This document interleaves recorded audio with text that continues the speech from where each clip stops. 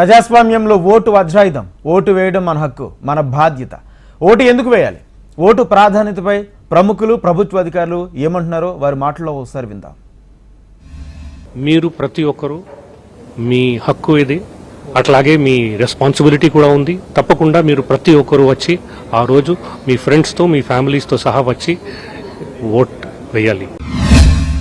మన భవిష్యత్తు, మన దేశ భవిష్యత్తు మనం ఎన్నుకునే వారి మీద ఆధారపడి ఉంటుంది. అనేక మంది ఈ ఓటు హక్కు అనేది ఉంటుంది, వారికి దాని విలువ అర్థం కాకో లేకపోతే వేరే కారణాల వల్ల ఇదేంటో ఆ రోజుని ఒక సెలవు దినంగా భావిస్తూ అనేక మంది ఓటు చేయడానికి వెళ్ళరు, ఓటు వేయడానికి వెళ్ళరు. అది కాకుండా మనం అందరూ కూడా ఇది మన బాధ్యత. మనం తప్పకుండా ఓటు వేసి మంచి క్యాండిడేట్ను సెలెక్ట్ చేసుకుంటేనే మన దేశ భవిష్యత్తు చక్కగా ఉంటుంది.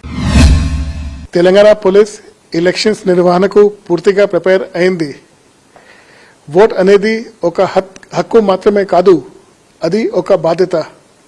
I appeal to all citizens to come forward and cost they vote. అర్హత కలిగిన వారందరం ఓటు హక్కును వినియోగించుకుందాం. మంచి నాయకుడిని ఎన్నుకోవాలి అంటే ఓటు హక్కును సద్వినియోగం చేసుకోవాలి.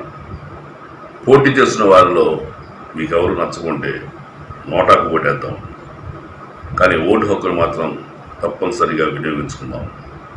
యువత అంతా ఓటు హక్కు వేసి మంచి ప్రభుత్వాన్ని, మంచి నాయకుడిని ఎన్నుకోవాలి.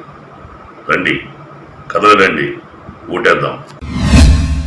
ఎన్నికలు ఉన్నాయి, అందరూ దీన్ని ఒక హాలిడేగా వాడకుండా దయచేసి వెళ్ళి ఓటు చేయండి.